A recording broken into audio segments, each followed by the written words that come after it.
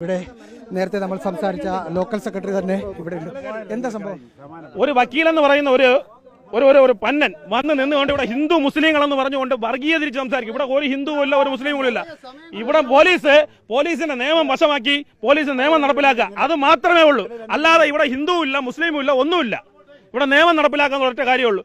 ഇവിടെ വന്ന് നിന്ന് പച്ചയ്ക്കാണ് വർഗീയത പറയുന്നത്. ഇവിടെ ഒരു വർഗീയതയും ഇല്ല, ഇവിടെ ഒരു വേർതിരിവും ഇല്ല. ഇവിടെ എന്ന് പറയുന്നു, ഇവിടെ എന്തിനാണ് പൊളിക്കുന്നത്? നിങ്ങൾ കബർ പോയി പൊളിക്കാത്തത് അത് കേട്ടോണ്ടിരിക്കുകയാണ് ഇവിടുത്തെ ആൾക്കാർ. ഇവിടെ വർഗീയ എന്നുള്ള സംഭവമേ ഇല്ല. എല്ലാ ആൾക്കാരും ഇവിടെ മുസ്ലിങ്ങളും ഹിന്ദുക്കളും ഏകോദര സഹോദരങ്ങളെ പോലെ ജീവിക്കുന്നവരാണ്. ഇവിടെ ഒരു പ്രശ്നവുമില്ല.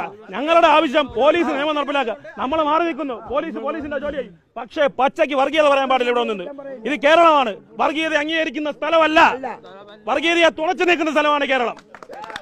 അതാണ് സുജയ, അത് തന്നെയാണ് പ്രശ്നം. ഇവിടെ നിന്ന് നമ്മൾ നേരത്തെ പറഞ്ഞിരുന്നു, ഇവിടെയുള്ള പ്രദേശവാസികളും ഒപ്പം ഇത് പൊളിക്കരുത് എന്ന് പറഞ്ഞു വന്ന ആളുകളും തമ്മിൽ നേരത്തെ ചില സംഘർഷമുണ്ടായിരുന്നു. അതിൽ ഇരു വിഭാഗത്തുമുള്ള ആളുകളെ ഇവിടെ നിന്ന് പോലീസ് മാറ്റുകയും ചെയ്തു.